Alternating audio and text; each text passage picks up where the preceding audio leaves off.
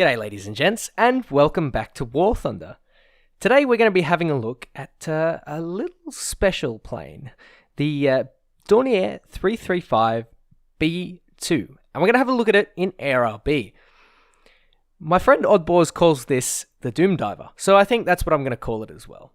But the Doom Diver is a fairly decent plane, but it wasn't always that way. When it was added to the game, it was actually a really difficult plane to master. There were no such thing as interceptor spawns.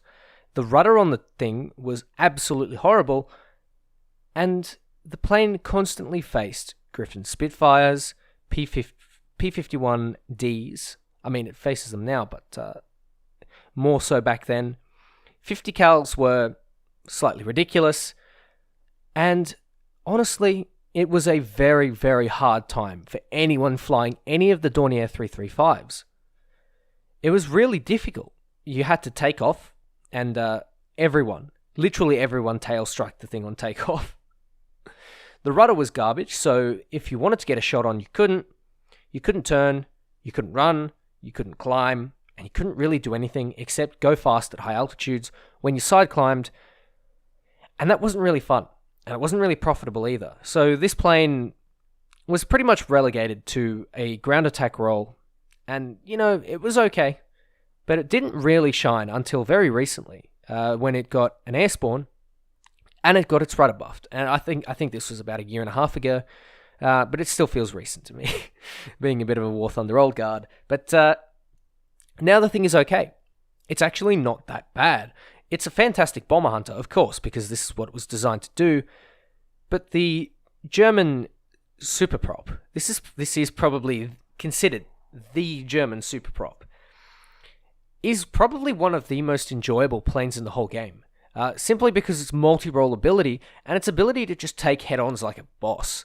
Obviously, it does have a massive profile, and so it is liable to be hit by certain vehicles, but head-on with a Spitfire is not really a bad thing, especially when you have 5 cannons, 3 of them being 30 mils, and if you load them with the air target belts, you're pretty much ready to go. This thing is a very, very strong contender for one of the top heavy fighters in the entire game, simply because it just comes with so many options for armament. It has several anti-tank cannons, which can be used for anti-aircraft. The air target belts and the armored target belts are really, really good, both for tanks RB and ground RB. Although, if you're specifically tank busting, I would probably take the armored target belts, just because they're a lot better. They have more penetration, it's just straight HVAP.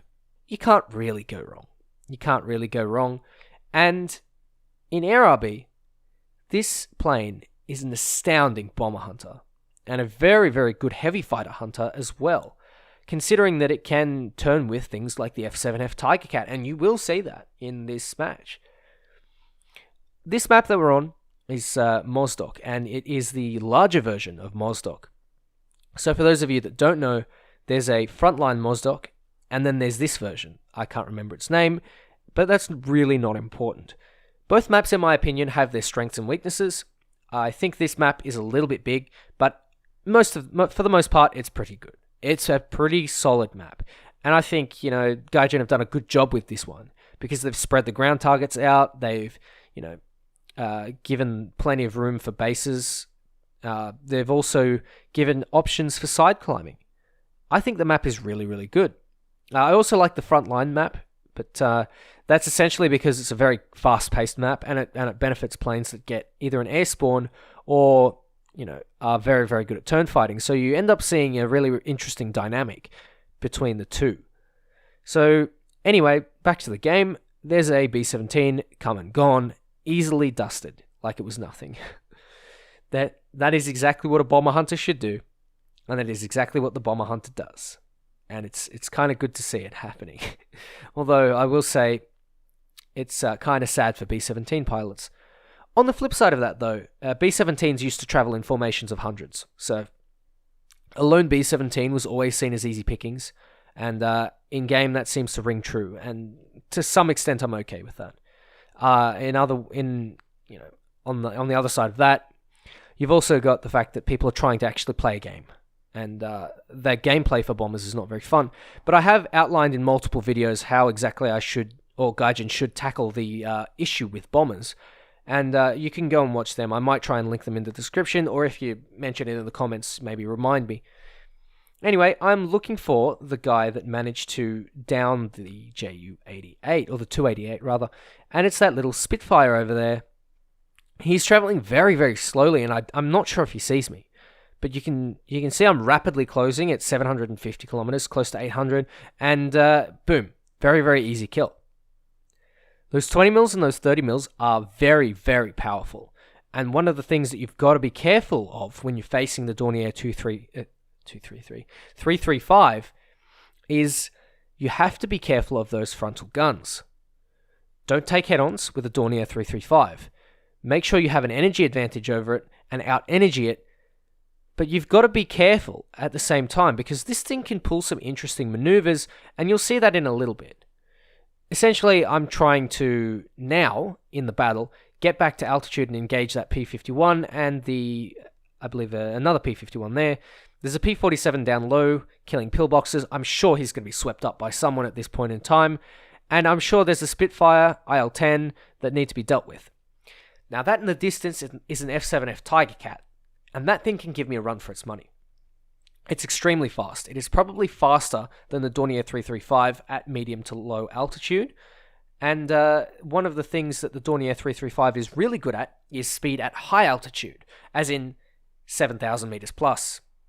I'm not really going to get there by the end of this match, so I've got to really be careful of how I engage my enemy F7F here.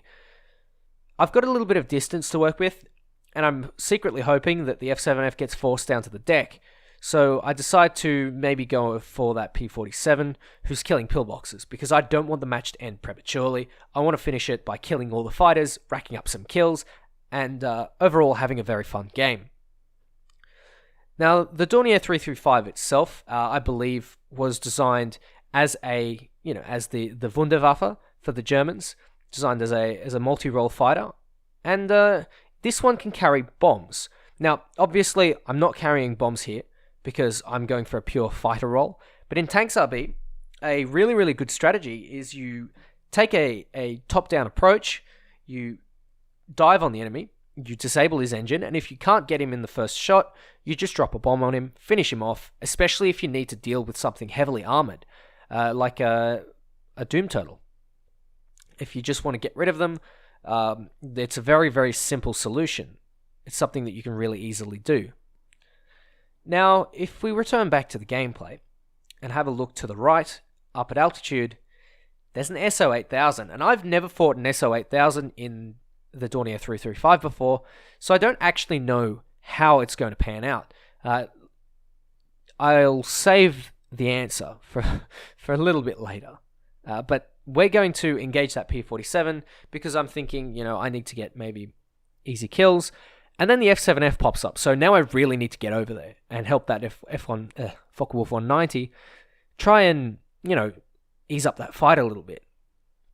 Because a 2v1, it's a BF-109, my mistake.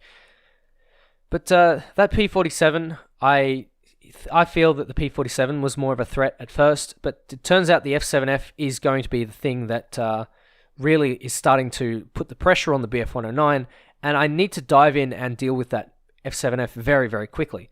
Unfortunately, the P-47 comes and kills the BF-109, so I'm pretty much left with a 2v1 now. This is a real crappy situation, to be honest. It does briefly turn into a 1v1, and this is my opportunity for me to shine, essentially. The F7F is distracted, and the P-47M is going in a vertical with me when he's got no energy left, and he's billowing white smoke from his engine, so I'm assuming that's either fuel or water. It's not going to end very well for the P-47M if he gets behind my plethora of guns. Despite being a heavy fighter and the Jug, it can't really take that many shots. And as you can see, SO-8000 coming in hot.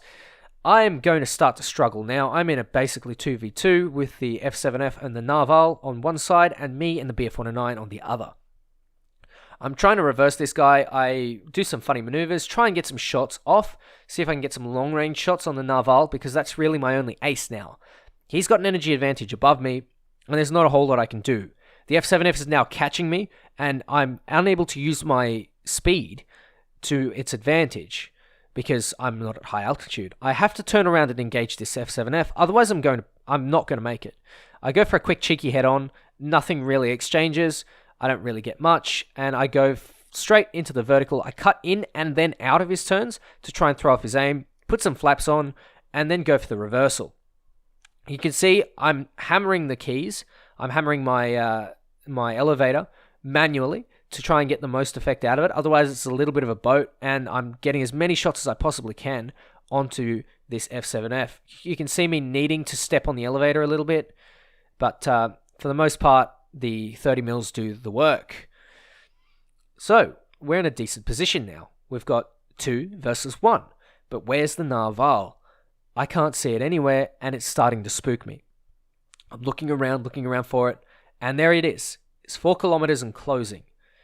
This is not what I want. This is definitely not an ideal situation.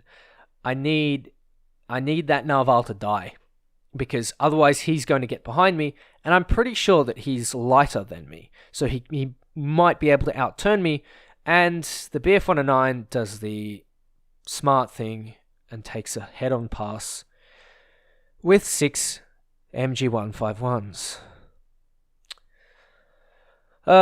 Boy, that's put me in a really bad situation. I now am at an energy disadvantage to the SO8000. I'm slower than him, and it's now a 1v1. He's probably going to be able to outturn me because he's got 1 engine, he's lighter than me, he's probably smaller than me. So I try a quick head-on, I try to pull out, and he manages to get a little clip onto my tail. I pull out of this the wrong way. I should have pulled out closer or facing towards him a bit more, but realistically, there's not a whole lot that I can really do. He's managing to energy trap me, which basically means that I'm unable to get away because I've lost all my energy advantages. He's playing it very safe. I mean, he's pushing head-ons, but I need to pull a lot more of a maneuver, and I need to waste a lot more energy than him to get off his, get out of his guns. And obviously, there's a point where you're just not able to pull enough energy to evade their guns. And that's game for me. On 4 kills with the Narval, losing out to an SO8000 Narval in my good old Doom Diver. It is in the word Doom Diver. You need to be able to dive on the enemy, and you need to have an energy advantage on them to successfully take them out. And that's one of the things that I didn't have in the fight against the SO8000, and consequently I lost.